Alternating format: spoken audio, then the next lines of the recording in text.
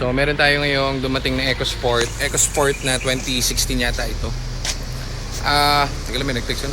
Tanggal din po ba ang ibang ilang? Yes. EcoSport to na ganito.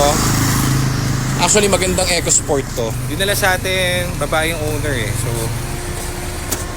So owner eh si Mark Yakis pala. What's up ka muna? Shoutout mo na, Mark Yakis. Shoutout Mark Yakis. Mark Yakis. Shoutout Mark Yakis. Wala ba si shoutout mga ano? Wala. Pinayak ang babae, Mark. Pinayak ang babae, puta wala akong ganun. 22 lang ang 26. Bata oh. Tapos sa amoy pa lang malalaman mo na kabisado namin. Ngayon, ang hatol sa kanya kasi sa mga pagawaan is babaan transmission worth 200,000. Medyo mahal. Actually, mahal talaga. Ang bigat nun. 200 Mark para lang bumili ng ano no. EcoSport. Ang problema nung sa kanya, ganyan tumakbo, test drive ko kanina.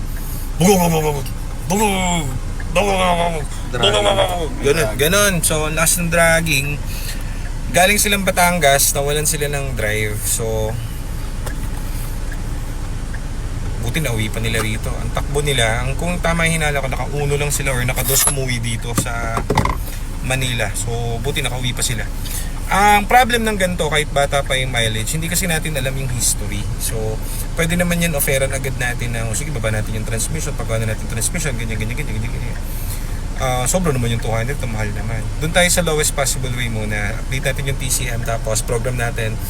Tignan natin kung mag-o-okay. Pag nag-function siya ng okay, hindi masaya sa nakangiti si ma'am dahil hindi siya gumastos ng magkano? 200k. 200k. Hindi, binibigyan ko lang kayo ng info. Pwede nyo naman ipag-go yan kahit kanino. Maraming magagaling na gumagawa, remember. Pero nga lang kasi syempre, yung iba kasi, yan lang, hindi naman nila kaya kasi yung masyado malaki na bayad. So, ayan, nag-search siya, nakita niya lang tayo. Tumawag lang sa atin, nakikisuyo, baka daw kaya. So, tingnan natin kung kaya natin gawin. Tignan natin, baka naman magawa. Tignan natin, di ba? Init kasi ang daming kotse dun sa loob. So, dito na lang kami ni Mark Yakis sa labas magpo-program. On, Mark? On na? Hindi, on lang na ano. Yan, okay na. Munti ka niya lang pong i-on. Ayan, ayun pa nakaganyan. Okay, tama yung VIN yan. Chinek ko na, double check. So, okay. Goods tayo. Program tayo.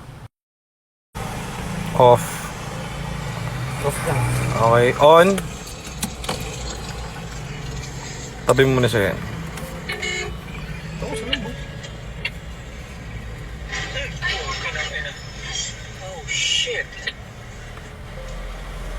So, downloading na tayo ng bago niyang software.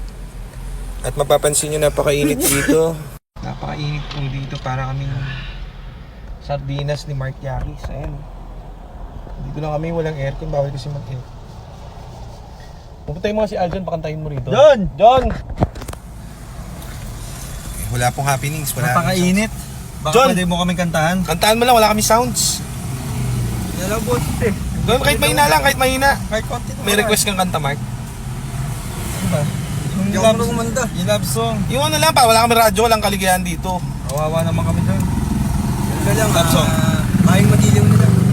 Ito pa yung magiliw sa bata yun eh. Kukulong pa tayo dyan. Wala akong alam kanta boss eh. Ay, nag-malfunction. Program pa tayo isa. Okay, so mukhang patapos na to. So, tapusin na natin. Para ma-test drive na natin. Test drive tayo ng pula, test drive tayo ng blue. Ito yung kila ma'am na in-update natin yung TCM and mahal kasi hindi niya kaya 200,000 sa labas eh. So, program natin and in-update yung TCM, in-update yung PCM and everything. Tinanggal yung mga codes, pati yung mga fault na lumalabas sa kanya.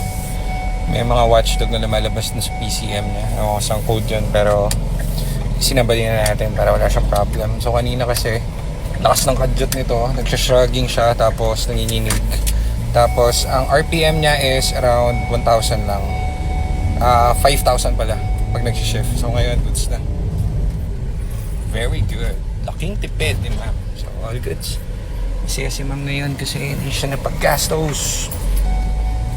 Gagamit niya to. Iniisipan niya ibenta kaso sabi ko, ma'am, wag, ganda yung unit mo. Masaya dapat ako nun. Kaso lang, gusto ko nagagamit yung unit.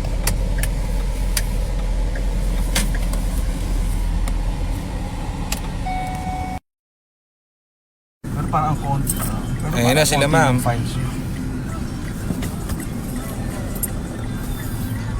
Oh, goods. Matakbo na ulit ang kanilang EcoSport.